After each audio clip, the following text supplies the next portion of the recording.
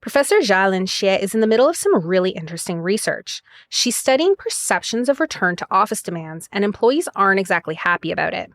COVID, interview subjects are saying, clearly showed people could work from home. Why should they have to come back to the office? Then I asked them why they don't want to come to work in the office. There were many different answers. They were given the control by working at home. Now they felt they lost control. The Rotman School of Management professor is still in the early days of this new exploration of work from home / return to office research, and her findings are pretty anecdotal at this stage. But she has been studying job design, stress, and employee well-being for decades, and the idea of control, that is, having autonomy over aspects of your job, is a recurring theme in her research. So, as workplaces continue to grapple with new ways to work, as well as elevated levels of anxiety, it's worth looking deeper at the role that autonomy plays in our overall job happiness, and whether control is all it's cracked up to be for everyone.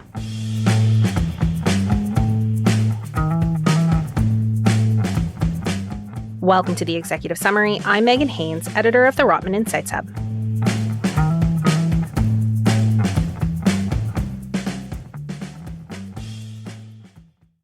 Some of Jia Lin's most recent research is focused on how the blurred lines between home, technology, and work are affecting our stress and well-being, which feels particularly relevant in this post-COVID new world of work.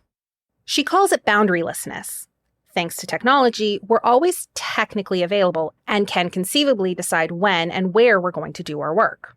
This might sound great. Let's all go work on a beach somewhere. But her research has found that there are some trade-offs.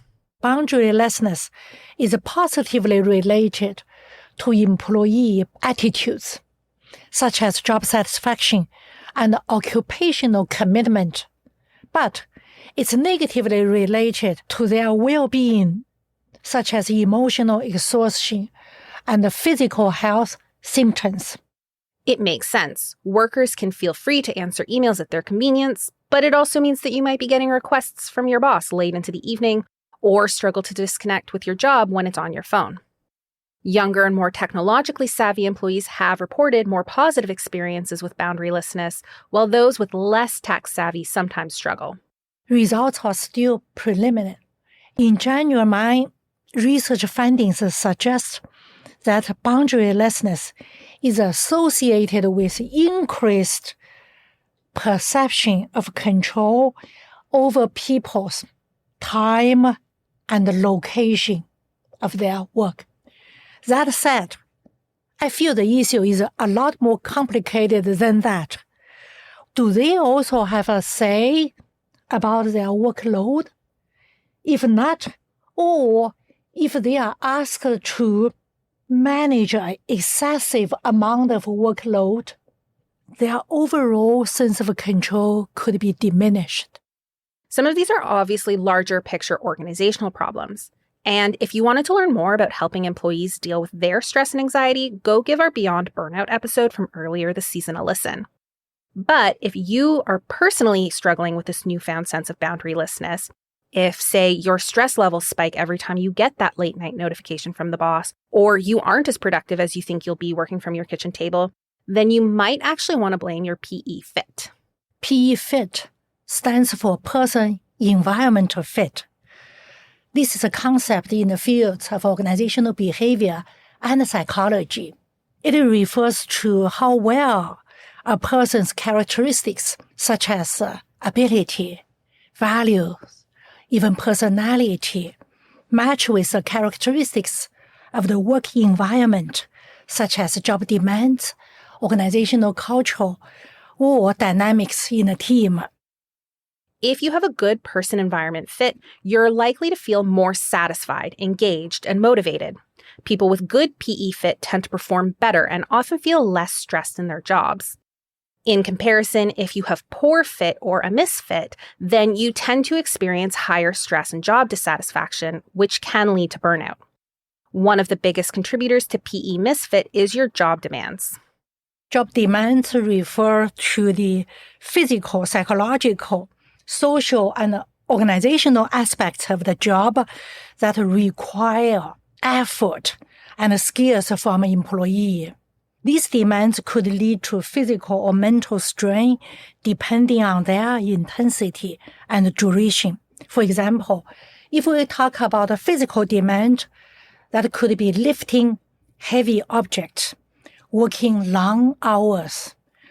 Cognitive demands, examples such as resolving complex problems, processing a large amount of information. Emotional demands could be things like handling difficult customers, managing workplace conflicts. It's tiring when your personality clashes with job demands. Say you're a shy person in a very public-facing role. It tends to take more energy to motivate yourself to get out there and put your, quote, public face on. Or perhaps you're a short-tempered individual in a customer service job. Dealing with difficult or demanding customers might be draining. You can certainly overcome mild misfit, but Jia Lin says that the bigger the gap and the longer it goes on, the greater the chance of burnout. And okay, it sounds great in theory. Find a job at an organization that perfectly matches your personality, ability, and values.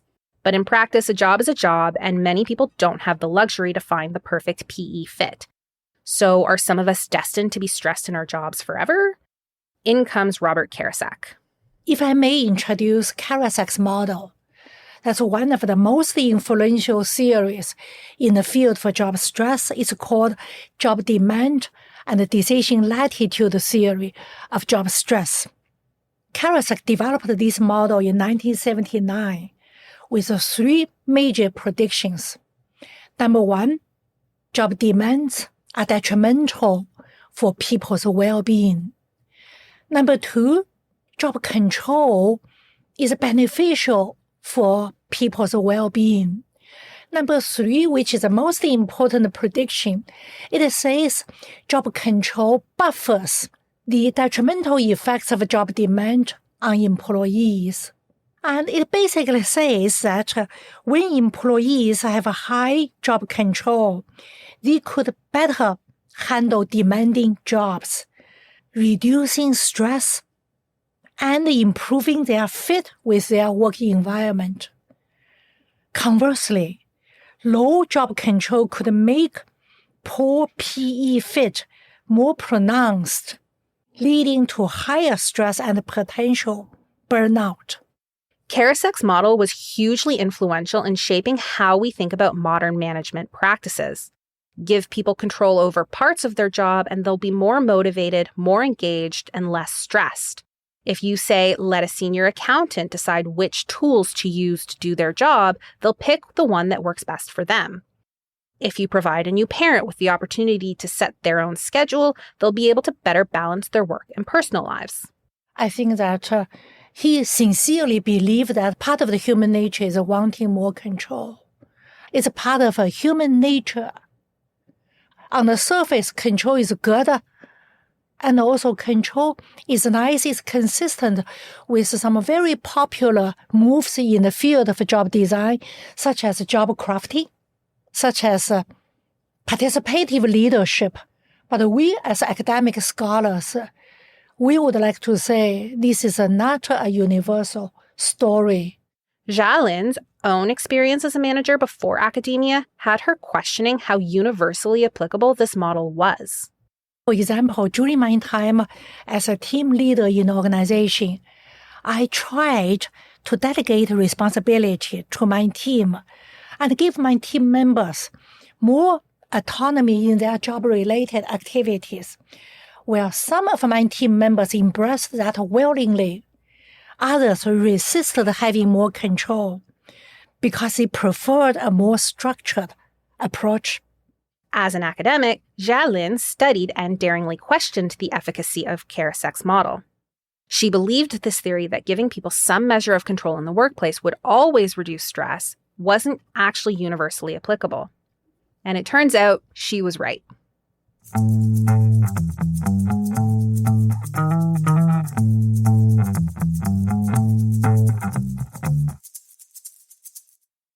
Over dozens of studies in multiple regions, Jia Lin looked at the effectiveness of job control across different individual attributes. She and her research partners looked not only at self-reported levels of stress, but also epidemiological measures, such as looking for stress hormones in blood and saliva samples. It turns out that individual differences in the aspect of ability, value, and personality may determine whether control is effective or ineffective as a buffer. First, when it comes to being given control, our abilities, i.e., our skill levels at certain tasks, can be hugely influential on whether control helps or mitigates our stresses. And Jia Lin's research found that when we don't have job-related abilities, control actually becomes a stressor. We tested this relationship again and again over the years, using different measures of ability, such as person-job fit, self-efficacy, collective efficacy. The results were remarkably consistent. I mean, think of how stressed you would be if you were asked to program a new AI software when you had no formal training in programming. You'd probably feel a bit, if not very, anxious. That's an extreme example, of course, but the same concept applies even on smaller tasks, programs, or projects you've never done before. Think about how daunting that new software can feel if you don't feel very tech-savvy, or how nervous you felt the first time you were handed a big project to handle on your own. Chances are, if you felt properly trained, your anxiety and stress levels were easier to handle. Next, your attribution style, or how people explain the causes of events in their lives, also has a huge role to play in whether job control is a buffer. For individuals who have an internal attribution style, particularly those who turn to blame themselves for negative outcomes, control increases the pressure to succeed and the stress of a possible failure. And then there are the unique cultural differences that make the effectiveness of control very individual. In one of the comparative studies we conducted between Hong Kong and American bank tellers in one large international banking, we found out something very interesting. Among the American bank tellers, perceived control reduced the effects of the job demand on psychological health and turnover intention, but only for those who reported a higher level of job self-efficacy. Among the individuals who reported lower level of self-efficacy, perceived control actually intensified the negative effects of job demand. In the US, people who believed in their own abilities thrived when given aspects of control over their jobs. But in Hong Kong, the deciding factor wasn't your individual abilities, but rather trust in your team's abilities. Among the Hong Kong bank tellers, it was collective efficacy, which is referring to people's confidence toward their team members, that played a similar buffering role as self-efficacy did for the Americans. And then furthermore, we found out among the American bank tellers, and most of them held individualistic value. Perhaps that's why self-efficacy became the key for coping. But among the Hong Kong subjects, on average, they were largely collective in values. That is why we believe collective efficacy appears to be more important than self-efficacy in their stress coping. So, are there ways that people can safeguard themselves against the risks of control? I don't think that there are universal guardrails which would work for everyone, mainly because of the individual differences we just discussed. But if you find yourself struggling with having more personal control over job-related activities, it's very important to reflect on why that is.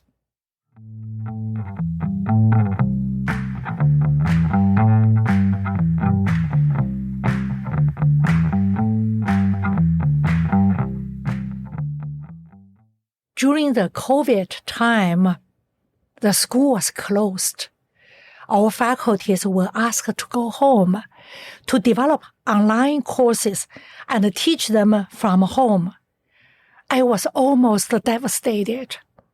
I had no experience with online courses, and my IT skills were very limited. But all of a sudden, I was on my own, isolated, and facing this entirely new challenge. Interestingly, I was given full control over how to develop and teach my online courses. In theory, this autonomy should have been empowering. But for me, it was just the opposite. Instead of being a buffering, the newfound control became a huge stressor itself. I mostly attributed my stress to my lack of technical skills. Only recently, I came to realize actually my propensity in self-blaming play a very important role. But I did not know at that time. So the first step in managing stress is to cultivate your self-awareness. And you should do that intentionally by understanding the reasons behind your reactions to certain challenges. The human psychological world is incredibly complicated. And while, as we just talked about, everyone will have a unique reaction to being given control over aspects of their job, Jia Lin has some questions you can ask yourself to figure out if it'll be helpful per Karasek's model or harmful. I think the first set of questions one should ask themselves is that my personal preference, my values, my beliefs, and my personal liking or disliking. For example, do I prefer structured guidance, or do I thrive in autonomy and decision-making? And how comfortable am I with making decisions that would impact other people? Do I feel nervous of having control over outcomes? Well, some outcomes cannot be predicted in advance. Next, she suggests reflecting on your own ability and resources. Do you have the knowledge and the skills and the support to effectively handle this newfound control? Will it really stress you out to be thrown into the deep end, so to speak, or do you actually enjoy that type of pressure? And the next set question would be potential consequences of having more control. For example, will taking more control add to my workload, physically or psychologically? If I'm given more control, would that take away my sleep? And would that have anything to do with my work-life balance? And would that affect my other priority in life? And how does getting more control help improve or shape your relationship to other people at work? Will it cause power dynamic issues? And if so, are you okay with that? And also, I think another set of very important questions is your priority in your life, your long-term development objectives. Do I need to have more control in order to learn more, to do more, and to cultivate my opportunity for the future? So we all have a long-term objective. We all want to be someone, to do something. And then you look at that long-term objective, and then you would know clearly, more clearly, whether control actually helps or hinders that long-term objective.